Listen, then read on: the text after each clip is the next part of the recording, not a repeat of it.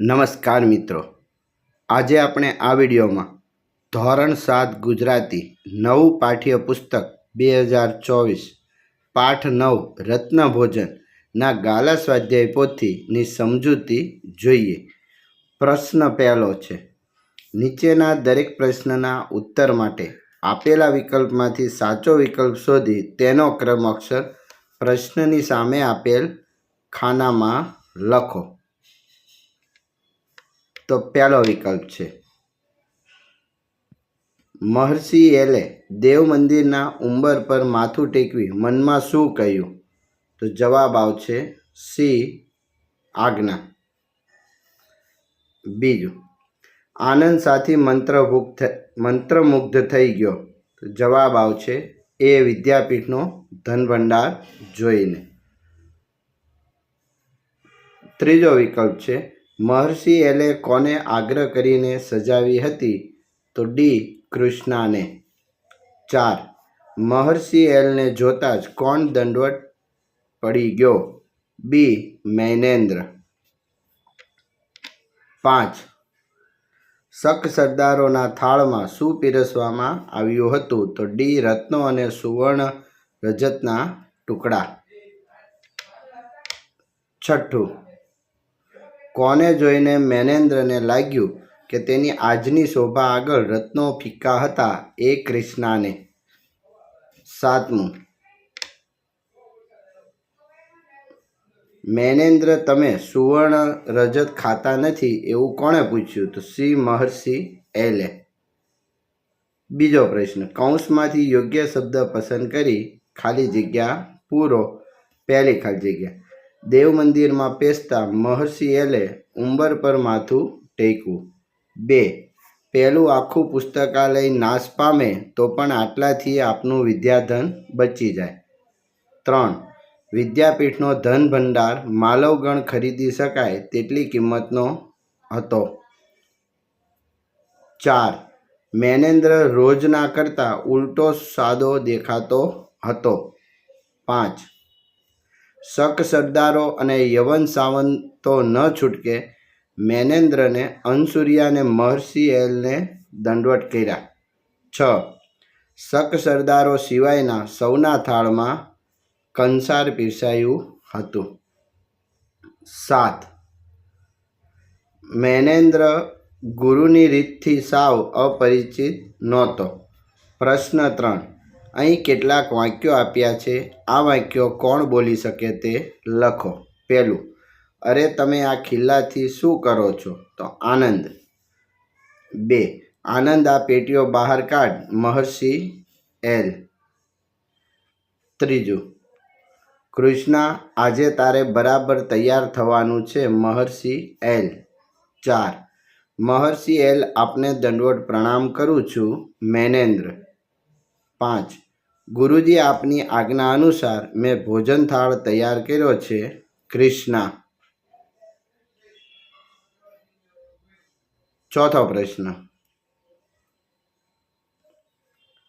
મહર્ષિ એલે આવું કેમ કહ્યું હશે? સાચા વિકલ્પ સામે ખરું કરો. પહેલું, વિદ્યાલય મારા પર ઊભું કરવા માગું છું, ધન પર નહીં. તો એમાં આવશે વિદ્યાલય હું આપમેળે બનાવીશ.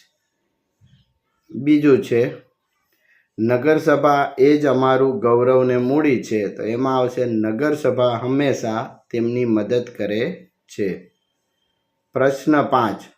નીચેના પ્રશ્નોના ઉત્તર એક એક વાક્યમાં લખો. પહેલું, મહર્ષિ એલે દેવ મંદિરના ભૂગર્ભ ગૃહમાં જતા પહેલાં આનંદને શું કહ્યું? તો જવાબ, મહર્ષિ એલે દેવ મંદિરના ભૂગર્ભ ગૃહમાં જતા પહેલાં આનંદને કહ્યું, થોડી વાર બેસીએ, ભૂગર્ભ ગૃહમાં હવા જવા દે. બીજો પ્રશ્ન, આનંદ સાથી અડધા રસ્તા સુધી કશું બોલી ન શક્યો. તો જવાબ, આનંદ મંદિરના ભૂગર્ભ ગૃહમાં વિદ્યાપીઠનો ધન ભંડાર જોઈને એવો મંત્રમુગ્ધ થઈ ગયો કે તે અડધા રસ્તા સુધી કશું બોલી ન શક્યો. ત્રીજો પ્રશ્ન, આટલું ધન છતાં આપ કેમ વિદ્યાલય ઊભું કરતા નથી? આનંદે આવું પૂછ્યું ત્યારે મહર્ષિ એલે શું કહ્યું? તો જવાબ, આટલું ધન છતાં આપ કેમ વિદ્યાલય ઊભું કરતા નથી? આનંદે આવું પૂછ્યું ત્યારે મહર્ષિ એલે કહ્યું, વિદ્યાલય મારા પર ઊભું કરવા માગું છું, ધન પર નહીં એટલે. ચોથું, મૈનેન્દ્ર ભોજન સમારંભમાં કેવી રીતે આવ્યો હતો? તો જવાબ, મૈનેન્દ્ર ભોજન સમારંભમાં પાદત્રાણ આવાસે મૂકીને અડવાણા પગે આવ્યો હતો. પાંચમું, તક્ષશિલામાં ભોજન માટેની બેઠક વ્યવસ્થા કેવી હતી? તો જવાબ, તક્ષશિલામાં ભોજન માટેની બેઠક વ્યવસ્થામાં મૈનેન્દ્ર અને તેના સરદારોની પંક્તિ એક રાખવામાં આવી હતી અને અન્ય સૌને સામી પંક્તિમાં બેસાડ્યા હતા. છઠ્ઠો પ્રશ્ન, આમાં શું ખાય? શક સરદારે આવું કહ્યું ત્યારે મહર્ષિ એલે શો ઉત્તર આપ્યો? તો જવાબ, આમાં શું ખાય? શક સરદારે આવું કહ્યું ત્યારે મહર્ષિ એલે ઉત્તર આપ્યો, કેમ આપને જે રૂચે તે, રત્ન, હીરા, પોખરા, સુવર્ણ. સાતમું, શક સરદારોને ત્યાં વરસાદ વરસવાનું કારણ શું હતું? તો જવાબ, શક સરદારોને ત્યાં રહેલી અબોલ ગાયો માટે ખડ ઉગે એ વરસાદ વરસવાનું મુખ્ય કારણ હતું. આઠમો પ્રશ્ન, મૈનેન્દ્રએ મહર્ષિ એલને હાથ જોડીને શું કહ્યું? તો જવાબ, મૈનેન્દ્રએ મહર્ષિ એલને હાથ જોડીને કહ્યું, અમે બધા સાવ જડસું છીએ, સૂત્રમાં કહો તે અર્ધ પશુઓને નહીં સમજાય. પ્રશ્ન છઠ્ઠો છે, નીચેના પ્રશ્નોના ઉત્તર 2-3 વાક્યમાં લખો. પહેલું, દેવ મંદિરમાં પહેલા મૂર્તિ હતી ત્યાં મહર્ષિ એલે શું કર્યું? તો જવાબ, દેવ મંદિરમાં પહેલા મૂર્તિ હતી ત્યાં મહર્ષિ એલે કાંકડો સળગાવી કાંઈક તપાસ્યું. પછી પાસેથી લાવેલ અણીદાર ખીલાને એક જગ્યાએ ભરાવી જોર કર્યું, જેથી પથરો ખસ્યો અને માણસ જાય તેટલી જગ્યા થઈ. બીજું, આનંદને ભૂગર્ભ ગૃહમાં શું જોવા મળ્યું? તો જવાબ, આનંદે જોયું કે મંદિરનો નીચેનો આખો ભાગ એટલે કે ભૂગર્ભ ગૃહ પહોળું હતું. તેને કોઈ અવારનવાર સાફ રાખતા હોય તેવું લાગ્યું. તેમાં ચારે બાજુ પુસ્તકાલયની જેમ પોથીઓને ગોઠવેલી હતી. તેને તેમાં થોડીક અનુપમ મૂર્તિઓ પણ દેખાઈ. ત્રીજો પ્રશ્ન, આનંદને મહર્ષિએ બતાવેલી પેટીઓ વિશે લખો. તો જવાબ, આનંદને મહર્ષિએ દિવાલમાંથી એક પથ્થરો ખસેડી પોલાણમાં 2 પેટીઓ બતાવી. પેટીઓ વજનદાર હતી. એમાંથી એક પેટીમાં ઝળહળતા રત્નો હતા અને બીજી પેટીમાં સુવર્ણ તથા રજતના ટુકડાઓ હતા. ચોથું, આ ધન ભંડાર છે છતાં તમે નગરસભા ઉપર શા સારું નભો છો? આનંદના આ પ્રશ્નના ઉત્તરમાં મહર્ષિ એલે શું કહ્યું? તો જવાબ, આ ધન ભંડાર છે છતાં તમે નગરસભા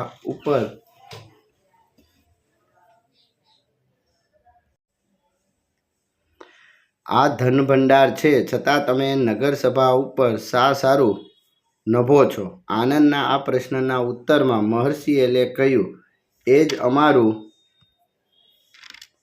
ગૌરવને મૂડી છે. ઉદર પોષણ માટે રોજ ભિક્ષા માગતા અમને શરમ કે કંટાળો આવશે તે દિવસે સરસ્વતી રિસાઈ જશે. સરસ્વતી વાસી અન્ન પર નભી નથી નભતી.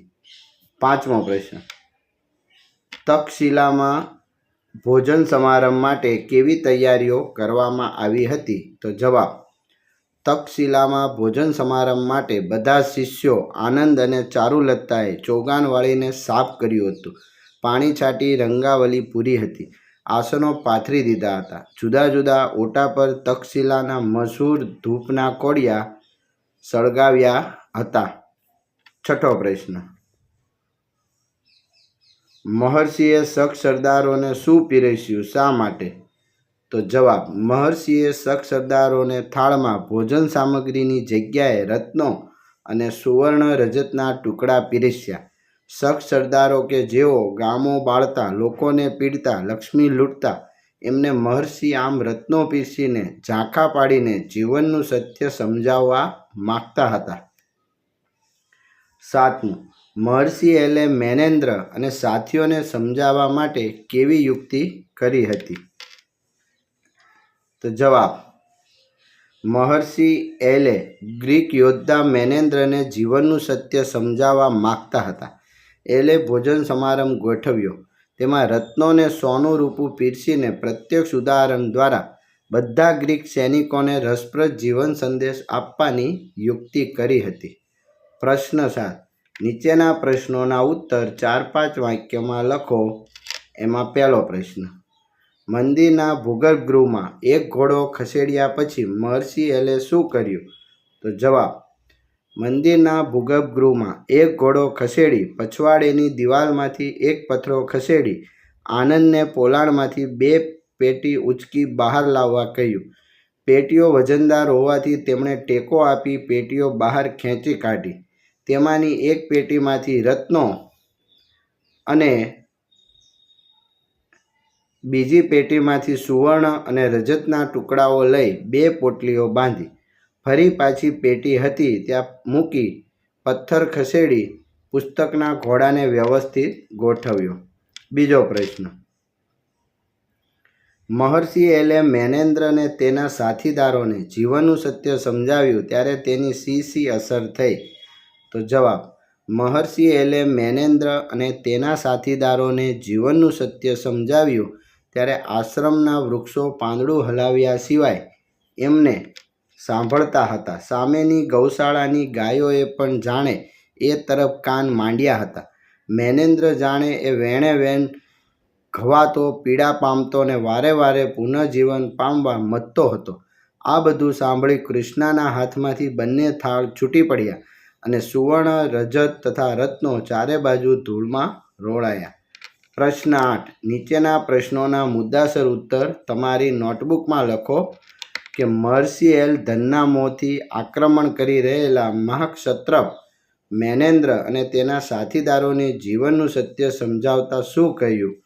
તો અહીંયા જવાબ આપેલ છે, મહર્ષિ એલે ધનના મોહથી આક્રમણ કરી રહેલા મહાક્ષત્રપ મેનેન્દ્ર અને તેના સાથીદારોને જીવનનું સત્ય સમજાવતા કહ્યું, મેં જ્યારે સાંભળ્યું કે તમે ગામો બાળતા, લોકોને પીડતા, લક્ષ્મી લૂંટતા ફરો છો ત્યારે ધાર્યું કે તમારે ત્યાં સોનું રૂપું ખાવાનો ચાલ હશે ને ત્યાં પૂરતું નહીં હોય એટલે આમ કરતા હશો, એટલે તો તમને એ પીરસ્યું. પણ જ્યારે મેં જાણ્યું કે તમે તો અમારા જેવું જ અનાજ ખાઓ છો ત્યારે વળી થયું કે કદાચ તમારી તરફ વરસાદ જ નહીં થતો. પણ એમ થાય છે એમ સાંભળ્યું ત્યારે મને થયું કે જેને ત્યાં ધરતી છે, મેઘ છે, વનૌષધિ છે, છતાંય જે બીજાના મુલકનો સર્વનાશ કરવા આવે છે એમને ત્યાં ભગવાન સારું વરસાદ વરસાવતા હશે. એટલે મેં પૂછ્યું કે તમારે ત્યાં ગાયો છે? તમે હા કહી ત્યારે મને સમજાયું કે ભગવાન તમારા જેવાને ત્યાં અબોલ ગાયો માટે વરસાદ વરસાવે છે. તમે તો ભગવાનની દયાને પાત્ર નથી. બીજો પ્રશ્ન, આ પાઠને તમારી ભાષામાં 6 થી 8 લીટીમાં લખો. તો જવાબ, આ પાઠમાં મૌર્ય કાળનું આબેહૂબ નિરૂપણ છે. તેમાં સૌથી તેજસ્વી પાત્ર મહર્ષિ એલ છે. સુવર્ણ અને ધનના મોહથી આક્રમણ કરી રહેલા ગ્રીક યોદ્ધા મેનેન્દ્ર અને તેના સાથીદારોને મહર્ષિ એલ જીવનનું સત્ય સમજાવે છે. તેઓ તેને સમજાવે છે કે તમારે ત્યાં સુવર્ણ, રત્ન, હીરા કે રત્નો ખવાતા નથી, પણ અમારી જેમ અન્ન જ ખવાય છે. તમારે ત્યાં વરસાદ વરસે છે એટલે ત્યાં ગાયો છે, છતાંય તેઓ શા માટે બીજાના મુલકનો સર્વનાશ કરવા આવે છે? આમ મહર્ષિ એલ બધા ગ્રીક યોદ્ધાઓને સરળ અને સંસ્કારી ભાષામાં તેઓ જે ધન માટે લૂંટફાટ કરે છે તે યોગ્ય નથી એવું જણાવે છે. એલના વ્યક્તિત્વ વિશે ટૂંકમાં વર્ણન. જવાબ, મહર્ષિ એલ પાસે દેવ મંદિરના ભૂગર્ભ ગૃહમાં રાખેલી પોથીઓમાં બચાવેલું વિદ્યાધન છે. તે ભૂગર્ભ ગૃહમાં તેમની પાસે એક પેટીમાં વિવિધ રત્નો અને બીજી પેટીમાં સુવર્ણ અને રજતના ટુકડા છે. છતાં તેઓ ઉદર પોષણ માટે રોજ ભિક્ષા માગતા શરમ કે કંટાળો અનુભવતા નથી. તેઓ માને છે કે માતા સરસ્વતી વાસી અન્ન પર નભતા નથી. તેઓ પોતાની સરળ, સ્પષ્ટ અને સંસ્કારી ભાષામાં ગ્રીક યોદ્ધાઓને તેમના પ્રદેશમાં બધી જ સુખ સગવડો હોવા છતાં તેઓ લૂંટફાટ કરીને બીજાના મુલ્કનો સર્વનાશ કરે છે તે યોગ્ય નથી તેવું જણાવે છે. આ પાઠના આધારે આપણે તેમના તેજસ્વી પાત્રનો પરિચય મેળવીએ છીએ. પ્રશ્ન 9. નીચેના વાક્યોમાં યોગ્ય વિરામ ચિહ્ન મૂકી ફરીથી લખો. તો આ મુજબ જવાબ આવશે કે મેનેન્દ્ર, તું તો મોટો થઈ ગયો, એને ઊભો કર, મહર્ષિએ સ્નેહથી કહ્યું. બીજું વાક્ય છે તો એને યોગ્ય વિરામ ચિહ્નો મૂકી આ મુજબ લખી શકાય. હા હા, આપણે ઢંકાઈ જઈએ તેવડું ખડ ઉગે છે, એક વૃદ્ધે કહ્યું. પ્રશ્ન 10. કૌંસમાંથી યોગ્ય શબ્દ મૂકી ખાલી જગ્યા પૂરો. પહેલું, ગીતાએ ભજન ગાયું, તેનો કંઠ ખૂબ સરસ છે. બીજું, નરસિંહ મહેતાના પ્રભાતિયા આજે ગવાય છે, તેમાં ગહન ચિંતન હોય છે. 3. મારા કપડાં કપિલભાઈએ સીવ્યા છે, તેઓ સૂટ પણ સરસ સીવે છે. 4. તારા ખિસ્સામાં કાંઈ છે? મારે થોડાક રૂપિયા જોઈએ છે. 5. રહીમભાઈ બસમાં ઊંઘી જાય, તેઓ કંડક્ટર છે. 6. વિકાસ ક્રિકેટમાં સારું રમ્યો, તે કબડ્ડી પણ સરસ રમે છે. 11મો પ્રશ્ન, નીચેના ફકરામાં રેખાંકિત પદોમાં યોગ્ય વિરામ સર્વનામ મૂકી ફકરો સુંદર અક્ષરે લખો. તો અહીં રેખાંકિત જે નામ આપેલ છે એની જગ્યાએ સર્વનામ મૂકી ફકરો જોઈએ આપણે. તો જવાબ, રાધા બહુ ડાયી દીકરી, તે સમયસર બધું કામ કરે. તેના પપ્પા રજામાં તેને ફરવા લઈ જાય. એક દિવસ તેણે કહ્યું, પપ્પા, હું અને ભોલું મેળામાં જઈએ. તેમણે હા પાડી અને તેઓને પૈસા આપ્યા. તેઓ ખુશ થઈ ગયા. પ્રશ્ન 12. વાર્તાના વાક્ય વાંચી અર્થ ધારો. ખોટો વિકલ્પ ચેકી નવું વાક્ય બનાવી ખાતરી કરો કે તમારી ધારણા બરાબર છે કે નહીં. તો અહીં ઉદાહરણ આપેલું છે અને વાર્તામાં અને મારું વાક્ય આપેલ છે એ મુજબ આપણે પહેલું વાક્ય જોઈએ. તો પહેલો શબ્દ છે પૂર્વવ્રત. તો એમાં આવશે પૂર્વ દિશામાં પહેલેથી. તો વાર્તામાં દિવાલમાંથી પૂર્વવ્રત એક પથ્થરો ખસેડી આનંદને પોલાણમાં 2 પેટીઓ ઉંચકીને બહાર કાઢવા કહ્યું. મારું વાક્ય, શ્વાન ભસ્યો, જોયું, પૂંછડી પટપટાવી ને પૂર્વવ્રત પોતાને સ્થાને બેસી ગયો. અહીંયા પૂર્વવ્રત આવશે. બીજું, ફિક્કું. તો એમાં આછું અને ફેરફાર વગરનું. તો વાર્તામાં કૃષ્ણની આજની શોભા આગળ રત્નો ફિક્કા હતા. મારું વાક્ય, મહારથી કર્ણની વીરતા જોઈને સામે પક્ષના સૈનિક ફિક્કા પડી ગયા. ત્રીજું છે પુનઃજીવન. તો નવો જન્મ ફરી ફરી જીવવું.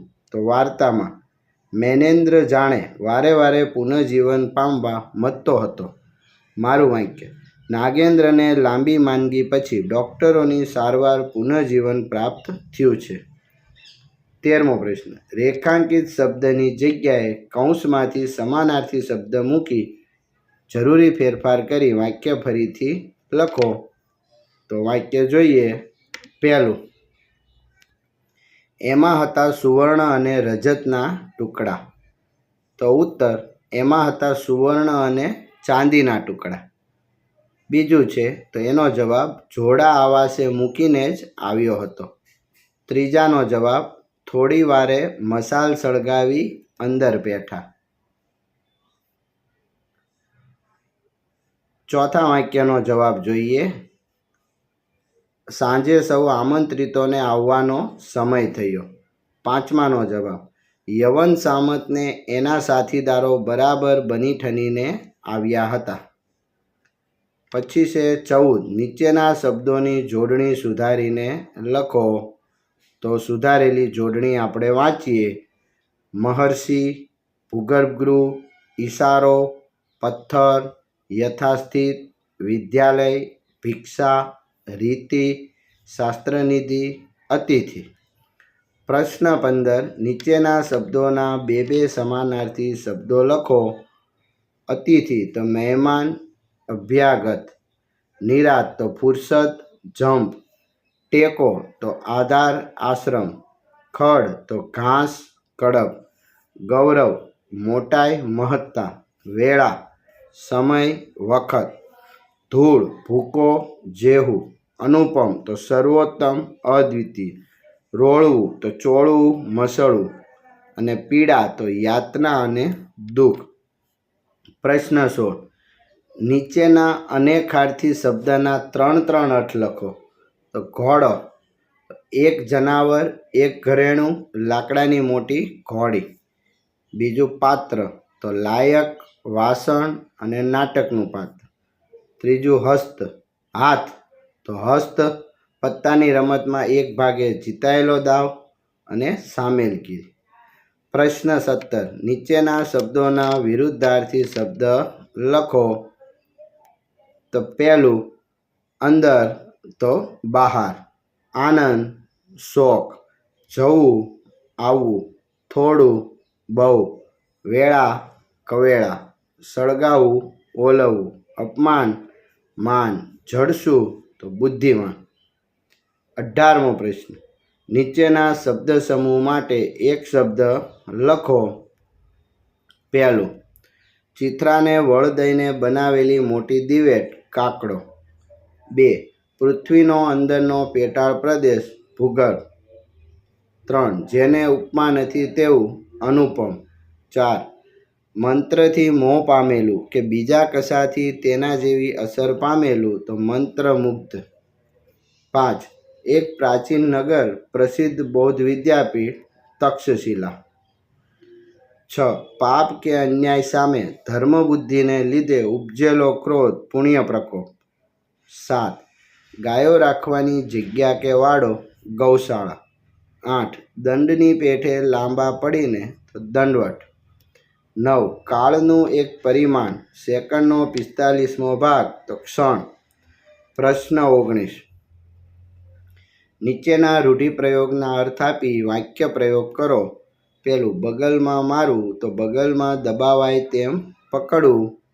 તો એનું વાક્ય છે સાધુ પોટલું બગલમાં મારીને મંદિર બહાર નીકળ્યા. હવે બીજું રૂઢિપ્રયોગ મોં પર વાદળી પથરાવી તો અર્થ થશે શરમાવું પડે એવી સ્થિતિ થવી.